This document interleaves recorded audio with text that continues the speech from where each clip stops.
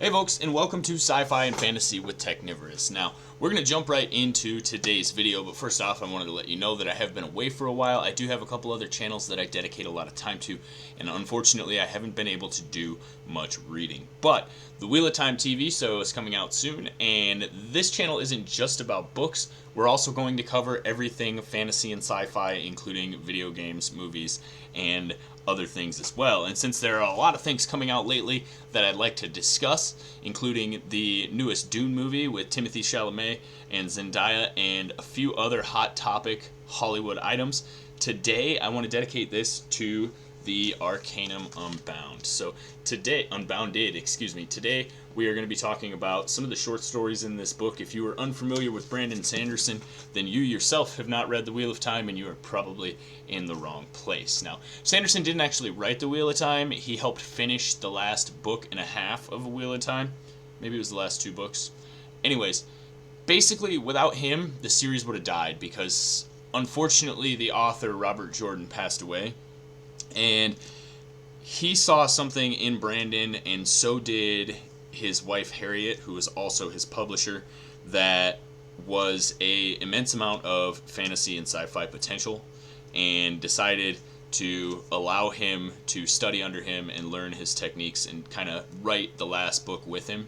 And he ended up having to finish the book. So Brandon Sanderson is an amazing author. He's also got a couple other series you might have heard of, such as the two mentioned here. They talk about the Stormlight Chronicles and the Mistborn Chronicles. Now, the Stormlight Saga is not over yet. The Mistborn Saga is supposed to have one trilogy left.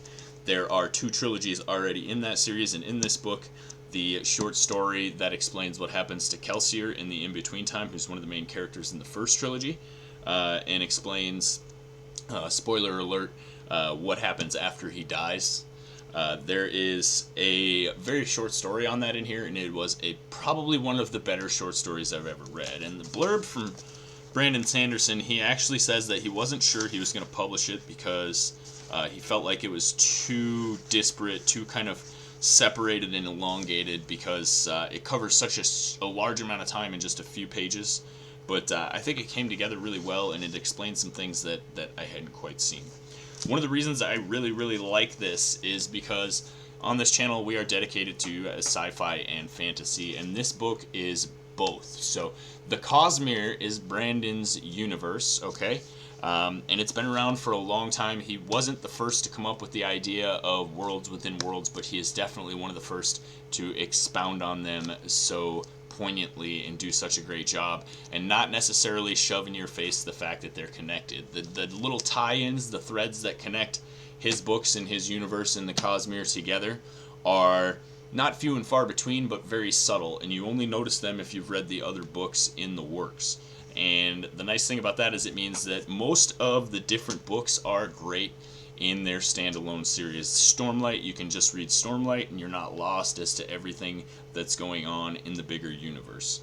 The other reason that these are amazing is not just because of that giant universe, but because of the way that it incorporates both science fiction and fantasy. Now, most of the planets are at a technological level where they are somewhere between the Middle Ages and now. There are a few advanced planets, and there are a few that are a little further back, but for the most part you get to see feudal systems and how they work, different tribal systems, different types of kings and lords and leaders and things like that. But you also get to see the technology that comes with science fiction when they zoom out to the broader universe, because this is a collection of systems, and I will show you here. I have it open to one of the pages. This is the Threnodite system, and it shows you the pattern and path of the planets, where they are in orbit, and gives you a little blurb about all the stuff that has to do with that planet. And the thing is you don't need to know any of this. You can pick up any of the books. Roshar is one of my favorite ones. That one is where the Stormlight Chronicles take place, and basically each different system has a different system of investiture and a different system of magic. Now, the easiest way to explain this is in most of the series you'll hear mention of a ancient god named Adonalsium. Now, Adonalsium was attacked and broken into pieces by some sort of beings that were higher than regular humans, or supposedly they were regular humans and they ascended when they broke them apart. So the actual true God was destroyed and splintered into pieces. Each of those pieces was taken up and invested in by a person, and that person ascended to, say, the certain power that it holds. And the powers are all different. Most of them have an opposite. So when you talk about the Mistborn series, most of the time you are talking about ruin, and you are talking about preservation. Now, these are two aspects of the same coin, and each of them has what is called a shard of Adonalsium that gives them their power or connection, or makes them the god of that thing. Now, obviously, it's pretty easy to tell that preservation and ruin are total opposites of each other, and there's a very interesting dichotomy with these two, especially because at one point ruin actually tells the main character if it were up to preservation, nothing would change. Time would not move. Everything would stay exactly as it is forever. So without ruin, there is no life. And this implies the duality of the god itself. There is two sides to the coin. Okay, and eventually the two do become one, and it is referred to as harmony, because it is realized that without ruin you cannot have the ability to save something, otherwise it doesn't matter. It's the basic religious tenet of every religion ever known since the dawn of time. It's the duality of nature, the fact that you can't have light without the dark. But basically each of these shards, or the people that run them, gets scattered to another planet. In the case of a ruin and preservation, they actually decide to make a planet together as sort of a wager, and things go pretty interestingly. This book is full of some short, some only a couple pages, some really long stories. I haven't even gotten all the way through it yet. I am just starting on the Threnodite system, so there is a Stormlight Chronicles novella in here that I have not read yet, and I am also working on the Drums of War, the Rhythm of War. I can't remember what it's called, but there will be a video on it. So that's going to be it for this quick and short video, guys. If you enjoy sci-fi and fantasy, leave me a like, hit that subscribe button. If you've read any of Brandon Sandersons' stuff, comment down below and let me know what your favorite part is. Oh, one other thing about the Cosmere.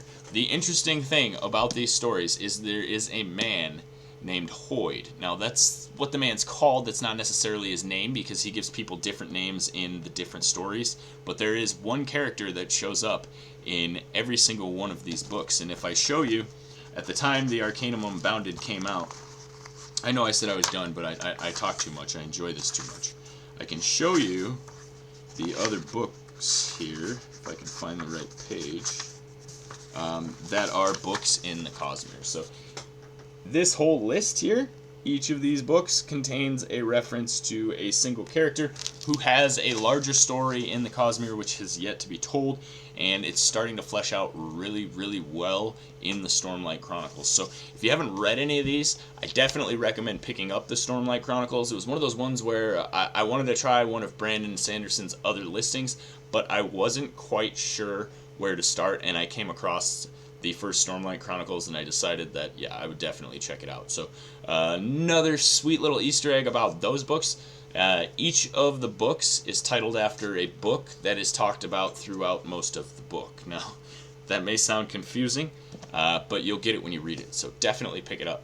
We're going to see you in the next one, guys. I will have a lot of content coming soon. I'm really looking forward to Wheel of Time, and I have yet to watch Dune. I have one brother who tells me it's amazing, and one who tells me he's really disappointed, and I am a big, big Dune fan, so I'm really, really skeptical and reluctant to watch it. Maybe we'll put up like an actual me watching it reaction video, and you can kind of get the full-on reaction from me and see how I really feel about it, and then we'll do a little discussion about it after. But lots coming from the channel, so make sure you subscribe, hit that notification bell so you can get notified, and let me know what you'd like to talk about in the future.